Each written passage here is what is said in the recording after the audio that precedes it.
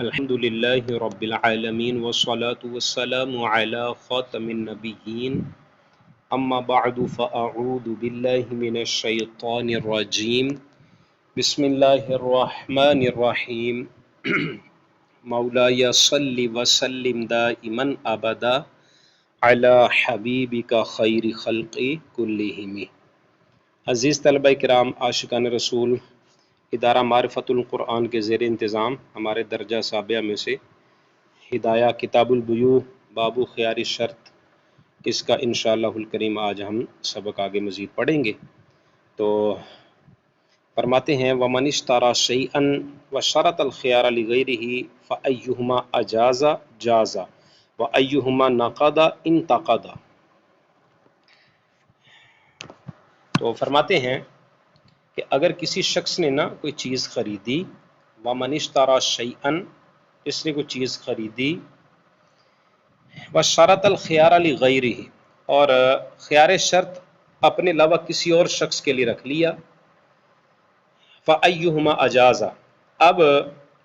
جب خیار شرط رکھ لیا تو اس کے بعد ظاہری بات ہے کہ خیار شرط میں دونوں طرح کا اختیار موجود ہے، اس کے لیے چاہے تو جائز کر دے بیع کو، چاہے تو اس کو فسخ کر دے۔ تو اب اس نے یہ اختیار دے دیا کسی اور کو، تو جب کسی اور کو دے دیا تو ایسا نہیں ہے کسی اور کو اختیار دینے سے اس کا اختیار فاسد ہو گیا ہو یا فسخ ہو گیا ہو، کینسل ہو گیا ہو، ایسا نہیں ہے، بلکہ اس کا اپنا اختیار بھی باقی ہے، اور جس کو اس نے اختیار دیا اس کو بھی اختیار مل جائے گا۔ تو لہٰذا فرماتے ہیں ومن شرط الخیار لغیرہ، جس نے کسی غیر کے لیے خیار شرط رکھا، فَأَيُّهُمَا أَجَازَ جَازَ، تو ان دونوں میں سے یعنی مشتری یا جس کے لیے اس نے خیار رکھا، ان دونوں میں سے جو بھی مدت خیار کے اندر اندر اس سودے کو جائز کر دے گا تو وہ جائز ہو جائے گا۔ ایہما اجازہ، دونوں میں سے جو بھی اس کو جائز کر دے گا، جازہ تو وہ جائز ہوگا۔ یعنی دونوں طرح کا اختیار ہوتا ہے نا سودے میں، چاہے تو اس سودے کو ختم کر دے، فسخ کر دے، کینسل کر دے، یا اس کو جائز کر دے، روا کر دے۔ تو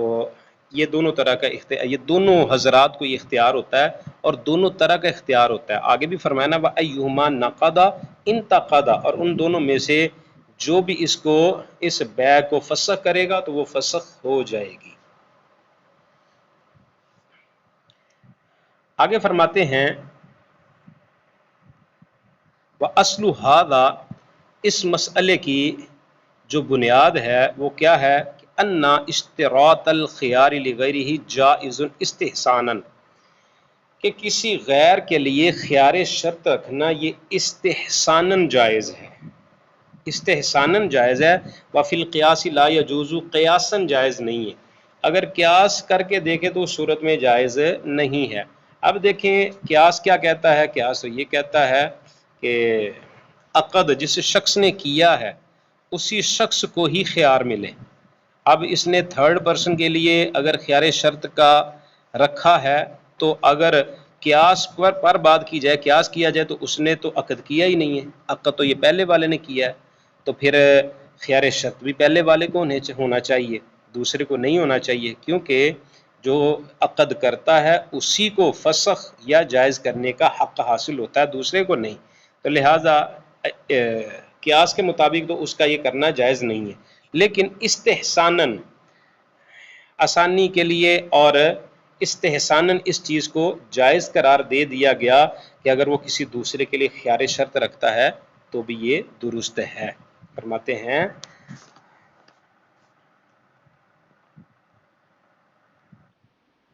جی خیار سے، خیار قیاس، ہاں اچھا اچھا اچھا، قیاس سے مراد یہ ہے کہ بعض اوقات ایک مسئلے کو دوسرے مسئلے پر قیاس کیا جاتا ہے۔ قیاس دراصل فقہ حنفی کے جو چار چیزیں نا جن سے ہم مسئلہ لیتے ہیں، ایک ہے قرآن، دوسرا ہے حدیث، تیسرا ہے اجماع، چوتھا ہے قیاس۔ یا تو وہ دلیل جو ہے وہ قرآن پاک سے ثابت ہوگی، قرآن پاک سے نہیں ہے تو حدیث پاک سے ہوگی، حدیث پاک سے نہیں ہے تو اجماع ہوگا کہ صحابہ کرام کا اور امت کا اس بات پر اجماع ہوگا. اجماع سے بھی نہیں تو پھر قیاس کیا جاتا ہے. اور قیاس کیا ہوتا ہے؟ ایک مسئلے کی علت دیکھی جاتی ہے کہ یہی فلاں حدیث پاک میں بھی یہی علت پائی گئی تھی، لہٰذا فلاں حدیث پاک میں اس چیز کو حرام کہا گیا تھا، لہٰذا یہ والی چیز بھی حرام ہوگی. ایک مثال میں آپ کو دیتا ہوں. جیسے ہمارے یہاں نا بعض لوگ بوٹی پیتے ہیں. بوٹی یہ قسم کی جڑی بوٹی ہوتی ہے، اس کو رگڑ کے تو اس میں کوئی وہ چیزیں ڈال کر تو وہ اس کا مشروب بنا کر نا پیتے ہیں. تو اب یہ پینے سے بندے کو نشہ آتا ہے، عقل جو ہے وہ اس کی ڈھپ جاتی ہے، عقل اس کی پوری طرح سے کام نہیں کرتی اور اس کو اچھے برے کی تمیز نہیں رہتی، کافی حد تک اس کو نشہ آ جاتا ہے. اچھا، بوٹی کا کسی بھی حدیث پاک میں ذکر نہیں ہے تو لیکن شراب کا ذکر ہے قرآن پاک میں، حدیث پاک میں بھی ہے. تو یہ فرمایا گیا کہ جو چیز عقل کو ڈھانپ لے وہ حرام ہے. تو وہی چیز اب وہ شراب جو وہ عقل کو ڈھانپنے والی اس سے نشہ آتا ہے، اور وہ نشے والی علت بوٹی میں بھی پائی گئی. تو جب علت بوٹی میں بھی پائی گئی تو اس حدیث پر قیاس کرتے ہوئے، قیاس کا ویسے مطلب ہوتا ہے اندازہ لگانا نا، تو اسی پر قیاس کرتے ہوئے بوٹی کو بھی حرام کہہ دیا کہ جو علت وہاں پر تھی وہی علت یہاں پر ہے، تو لہٰذا وہ حرام ہے تو یہ بھی حرام ہے. یعنی قیاس کرنا یہ ہوتا ہے کہ اندازہ لگانا کہ جس طرح وہاں پر علت یہ تھی تو یہاں پر بھی علت یہی ہے، یعنی مسئلے سے ملتا جلتا مسئلہ اخذ کرنا. اچھا جی، فرماتے ہیں وَأَصْلُ ہاذا، اور اس کی اصل کیا ہے کہ انا اشتراط الخیار لغیرہ جائز استحسانا، استحسان یعنی احسان کے طور پر دوسرے کے لیے اس کو جائز رکھا، آسانی کے لیے. کہ اس میں ایسا بعض اوقات ہوتا ہے کہ بیٹا جو ہے وہ کرتا ہے خرید و فروخت کرتا ہے، وہ اپنے والد صاحب کے لیے رکھ لیتا ہے جناب والا خیار، مدت خیار طے کر لیتا ہے، خیار جو اپنے والد صاحب کے لیے رکھ لیتا ہے. تو اب اس کا والد جو ہے وہ اس مدت کے اندر اندر یعنی 3 دن کے اندر اندر سودے کو دیکھتا ہے، چیز کو دیکھتا ہے، مبیع کو دیکھتا ہے، کتنے پیسے طے ہوئے دیکھتا ہے، سودا کیسا ہوا، یعنی وہ سارا A to Z وہ سارا دیکھتا ہے. اگر وہ اس کو دیکھتا ہے کہ یہ ہمارے حق میں درست ہے تو اس کو جائز قرار دے دیتا ہے. اگر وہ دیکھتا ہے کہ یہ ہمارے لیے درست نہیں ہے تو وہ کیا کرتا ہے، اس کو فسخ کر دیتا ہے. اچھا جی، تو فرماتے قیاس کے مطابق لا یجوز، یہ جائز نہیں ہے. وہو قول الزفر، اور یہی امام زفر علیہ رحمت اللہ القوی ان کا قول ہے. لأن الخیار من مواجب العقد،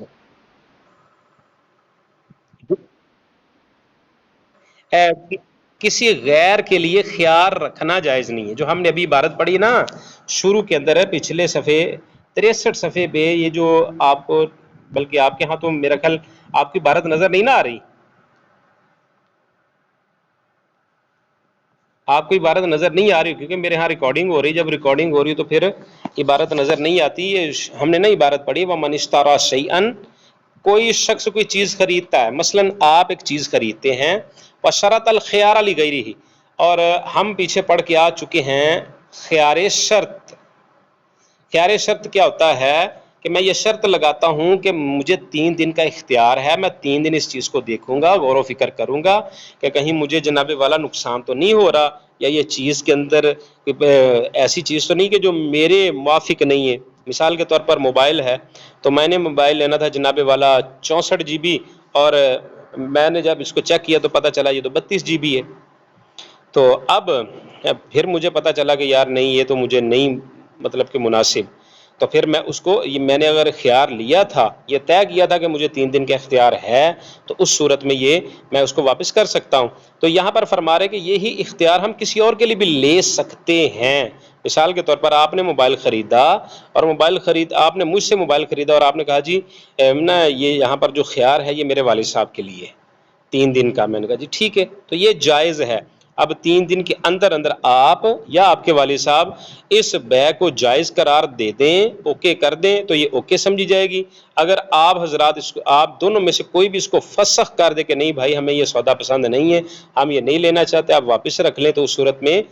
آپ کو بھی اس چیز کا اختیار ہے، آپ کے والد صاحب کو بھی اس چیز کا اختیار ہے. تو عبارت یہ ہے وَمَنِ اشْتَرَىٰ شَيْئًا، جس نے کسی جناب والا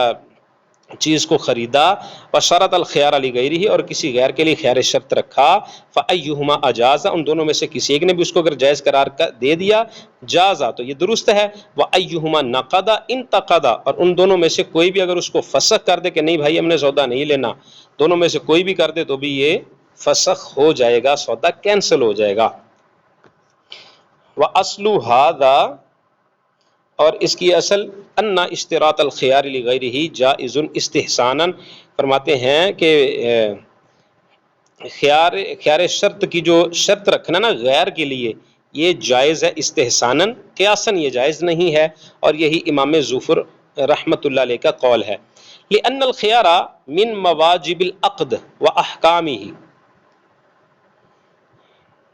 یا واحکامہ فلا یجوز اشتراطہ لغیر کا اشتراط الثمن علی غیر المشتری۔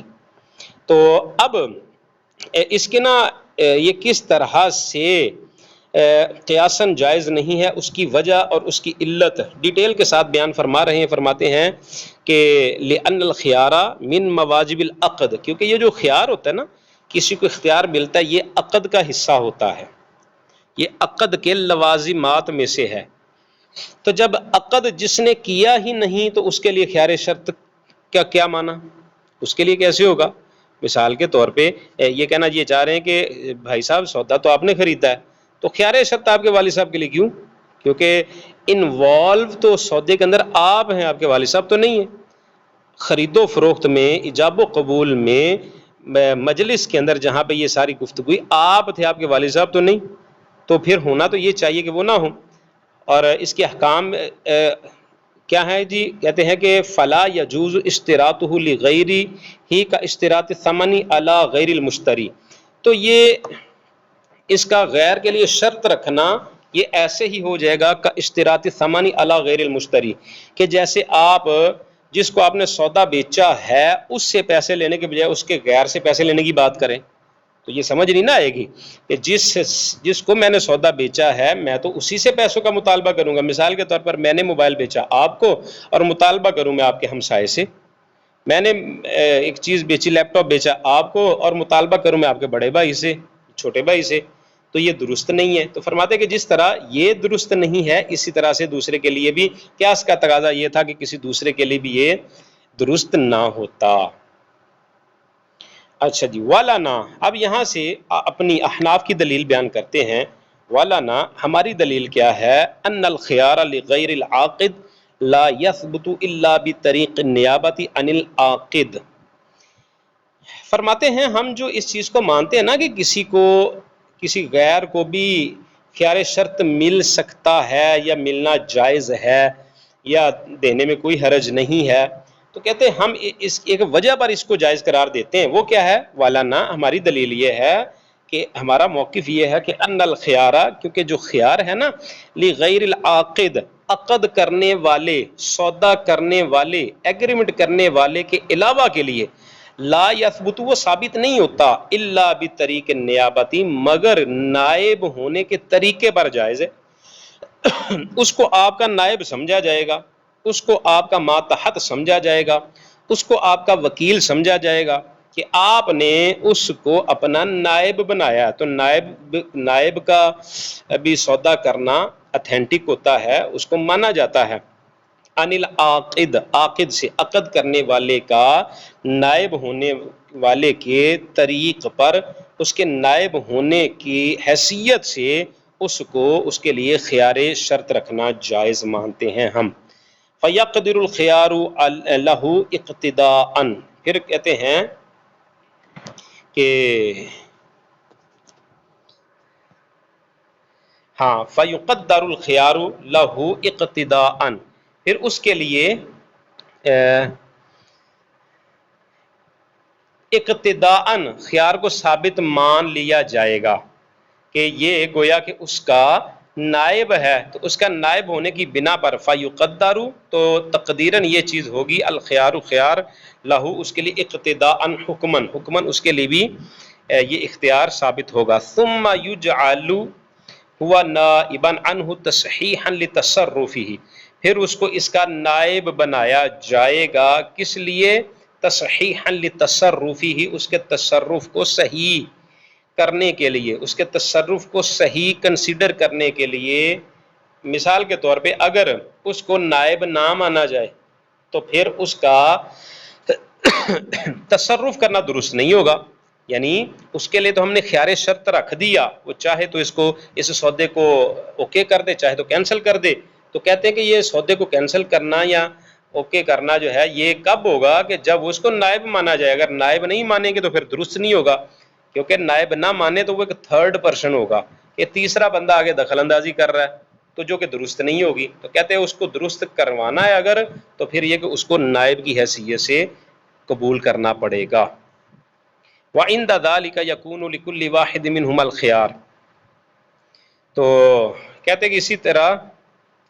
وَعِنْدَ ذَلِكَ، اسی کے نزدیک یکون ہوگا لِكُلِّ وَاحِدٍ مِّنْهُمَا الْخِيَارُ، ان دونوں میں سے ہر ایک کے لیے خیار ثابت ہوگا۔ یہی وجہ ہے کہ ان دونوں کے لیے خیار ثابت ہوگا۔ اب تو یہ کہہ سکتا ہے نا کہ جناب والا اس کے لیے اپنے لیے پھر اختیار ختم ہو جانا چاہیے۔ مثال کے طور پہ فیضان بھائی کو اختیار تھا، انہوں نے میرے ساتھ سودا کیا، اب انہوں نے اختیار لے لیا اپنے والد صاحب کے لیے، یعنی غیر کے لیے خیار شرط رکھ لیا۔ تو اب کوئی کہہ سکتا پھر فیضان بھائی کے لیے خیار شرط نہیں ہونا چاہیے کیونکہ انہوں نے آگے دے دیا ہے۔ تو ہم کہتے ہیں سر یہ کوئی ایسی چیز نہیں ہے کہ یہ آگے دینے سے ختم ہو جاتی ہے،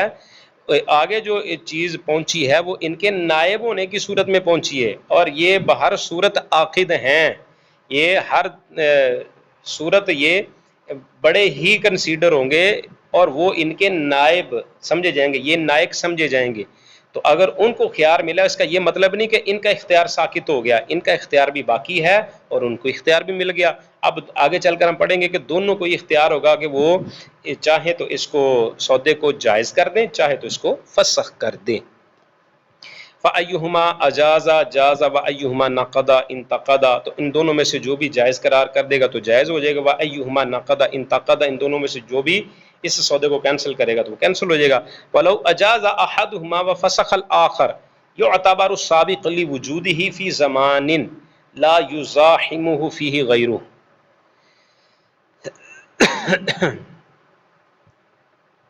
جی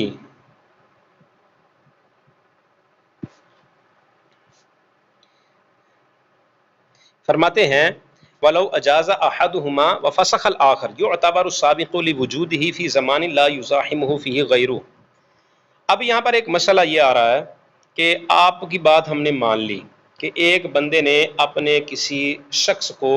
اپنا نائب بناتے ہوئے خیار شرط اس کے لیے مان لیا، قبول کر لیا، اوکے کروا لیا، ٹھیک ہے جی۔ تو اب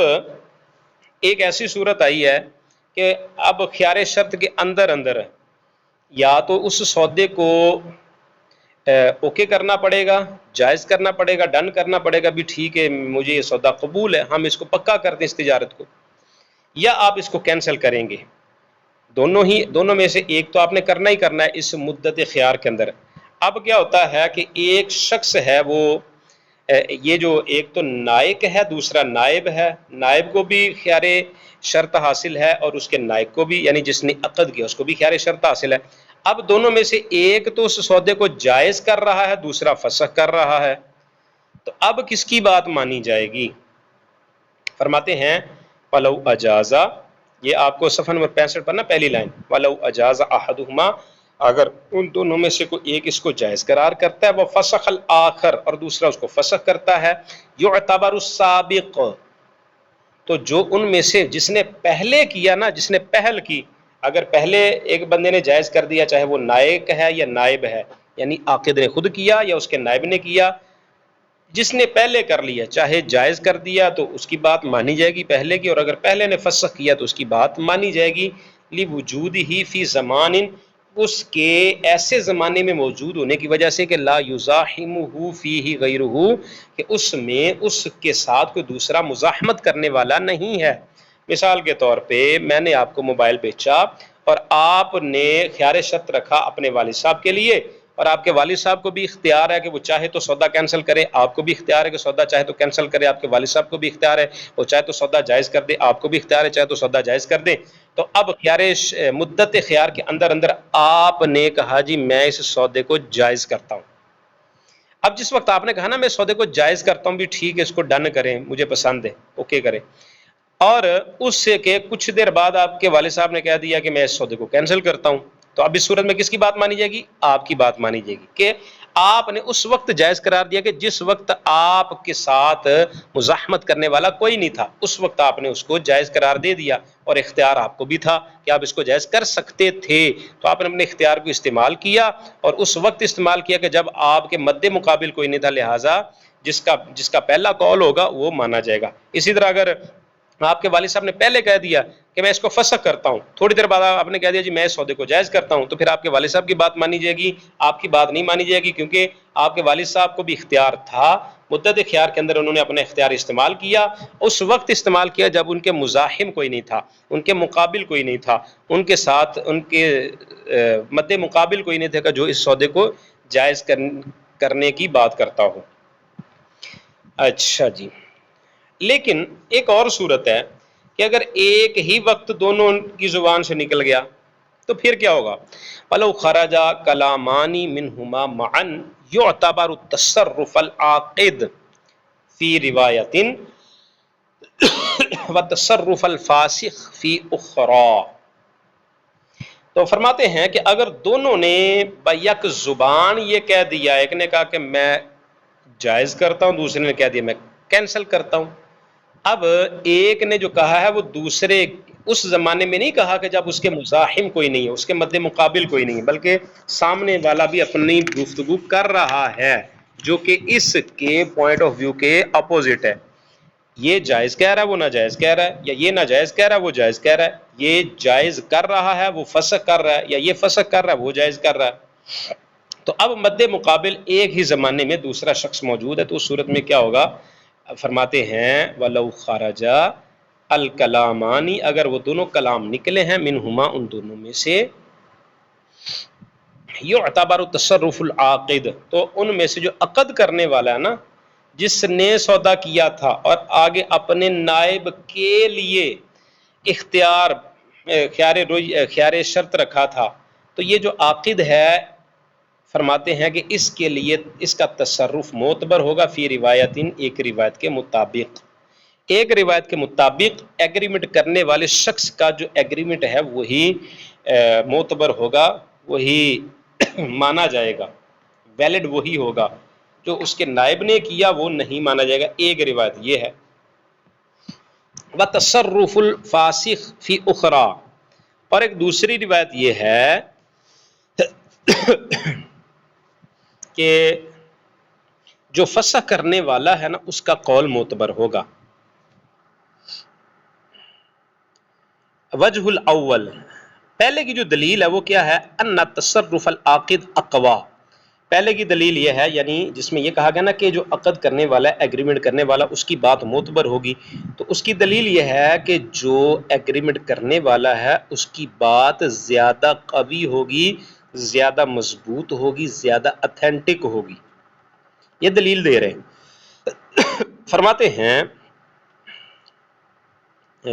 جی وجہ الاول، پہلی جو وجہ ہے ان تصرف العاقد، کہ بے شک عقد کرنے والے کا جو تصرف ہے اقوا، وہ زیادہ قوی ہے، زیادہ مضبوط ہے، لأن النائب یستفید الولایۃ منہ، کیونکہ جو نائب ہوتا ہے وہ تو ولایت سے استفادہ کرتا ہے اسی شخص میں سے کہ جس نے ایگریمنٹ کیا ہے، تو لہٰذا جو زیادہ قوی ہے وہ عاقد کا، ایگریمنٹ کرنے والے کا اپنا عقد ہوگا، لہٰذا اسی کی بات مانی جائے گی، اس کی یہ دلیل ہے۔ وجہ الثانی ان الفسخ اقوا لان المجاز يلحقه الفسخ والمفسوخ لا تلحقه الاجازہ، تو دوسری جو وجہ ہے نا، دوسرا جو انہوں نے قول کہا ہے کہ ایک روایت کے مطابق تو عقید کی بات، عقید کا ایگریمنٹ معتبر ہوگا، اور دوسرے میں کہتے ہیں کہ فسخ کرنے والے کا معتبر ہوگا، تو جو دوسرا کہتے ہیں نا کہ فسخ کرنے والے کا معتبر ہوگا، اب اس کی ترجیح، اس کی دلیل بیان کر رہے ہیں، کہتے ہیں کہ جو وجہ الثانی جو دوسرا ہے نا ان الفسخ، جس میں فسخ کا ہے تو اقوا، فسخ کرنا یہ زیادہ قوی ہے اجازت دینے سے۔ اب اجازت دینے سے فسخ زیادہ قوی کیسے ہے؟ آگے اس کی بڑی پیاری دلیل عقلی طور پر دیتے ہیں، فرماتے ہیں لأن المجاز یلحقه الفسخ، جو جائز کرنے والا سودا ہے اس کو تو فسخ کیا جا سکتا ہے، والمفسوخ لا تلحقه الاجازت، لیکن جو فسخ شدہ ہے اس کو اجازت لاحق نہیں ہوتی. جو جس کو اجازت ہے، جو سودا مجاز ہے یعنی جس میں اجازت ہے، اس کو تو فسخ لاحق ہو سکتا ہے، لیکن جو فسخ ہو چکا ہے اس کو اجازت لاحق نہیں ہو سکتی. وَلَمَّا مَالِكَ كُلُّ وَاحِدٍ مِّنْهُمَا التَّصَرُّفُ، اور جب ان دونوں میں سے ہر ایک جو ہے وہ تصرف کا مالک ہے، رجحنا بحال التصرف، تو ہم نے حالت تصرف کو ترجیح دی. ہم نے کیا کیا کہ حالت تصرف کو ہم نے ترجیح دی. رجحنا، ہم نے ترجیح دی بحال التصرف، تصرف کی حالت کو. اب پہلی روایت کی دلیل یہ نا کہ اصل مالک جو ہوتا ہے نا وہی مالک و مختار ہوتا ہے، اور نائب اس سے ولایت تصرف حاصل کرنے میں اس کا محتاج ہوتا ہے. تو اب زیادہ پاور کس کی شو ہوئی؟ اصل مالک کی، یعنی اصل ایگریمنٹ کرنے والے کی. اور مختار جو ہوتا ہے وہ محتاج ہوتا ہے، سوری مختار جو ہوتا ہے نا وہ محتاج سے مقدم ہوتا ہے. لہٰذا یہاں بھی عاقد نائب سے مقدم ہوگا، اور اس صورت میں پہلے والے کا قول مانا جائے گا. یہ پہلے کی دلیل ہے. اور دوسری روایت کی دلیل یہ ہے کہ ایسی صورت میں عقد کو فسخ کرنا زیادہ قوی ہے، اس لیے کہ جس عقد کی اجازت دی گئی تھی وہ بھی فسخ ہو سکتا ہے، بائیں طور کہ وہ شخص کے جس کو اختیار کی اجازت کے بعد بائع کے قبضے میں اگر مبیح ہلاک ہو جائے تو اجازت کے بعد مبیح معدوم ہونے کی وجہ سے عقد فسخ تو ہو سکتا ہے. اس کے برخلاف اگر کسی عقد کو فسخ کر دیا جائے تو اب اسے نافذ کرنے کی کوئی صورت باقی نہیں رہتی. تو لہٰذا یہ اس کی ڈیٹیل ہے تھوڑی سی کس کی، کہ لِأَنَّ الْمَجَازَ يَلْحَقُهُ الْفَسْخ، کہ جو مجاز ہے اس کو تو فسخ لاحق ہے، لیکن جو فسخ شدہ ہے اب اس کو اجازت لاحق نہیں ہوگی. تو آگے پھر فرماتے ہیں وَلَمَّا مَالِكَ كُلُّ وَاحِدٍ مِّنْهُمَا التَّصَرُّفُ، ان دونوں میں سے جب ہر ایک تصرف کا مالک ہے، رجحنا بحال التصرف، تو ہم نے کیا کیا؟ تصرف والی حالت کو ترجیح دی، کیونکہ اب دونوں کو ہی تصرف کا حق حاصل ہے نا، دونوں ہی تصرف کے مالک بن چکے. ایک تو ایگریمنٹ کرنے والا خود بھی تصرف کرنے کا مالک ہے، اور ایک وہ شخص جس کو اس نے تصرف کرنے کا مالک بنا وہ بھی تصرف کرنے کا مالک ہے. تو جب وہ تصرف کرنے کا مالک ہے تو ہم نے کیا کیا کہ ہم نے حالت تصرف کو ہی ترجیح دے دی. وقیل الاول قول محمد رحمہ اللہ والثانی قول ابی یوسف، تو یہ بھی کہا گیا کہ یہ جو دو روایات کہی گئی ہیں نا کہ ولو خرج الکلامان منہما معا یعتبر تصرف العاقد فی روایت وتصرف الفاسق فی الاخرى، کہ ایک روایت کے مطابق جو اعتبار ہے وہ عاقد کا ہوگا اور دوسری صورت میں فسخ کرنے والے کا ہوگا. تو کہتے ہیں یہ جو ہے ان کے بارے میں ایک جملہ یہ ہے کہ یہ جو پہلی روایت ہے اس کے بارے میں کہا گیا الاول قول محمد، یہ جو پہلا ہے یہ امام محمد کا قول ہے، اور دوسرا جو فسخ والی بات ہے فرماتے ہیں والثانی قول ابی یوسف، وہ جو کینسل کرنے والی بات ہے، فسخ کرنے والی بات ہے، یہ قول اصل میں امام اعظم امام ابو یوسف رضی اللہ عنہ کا ہے.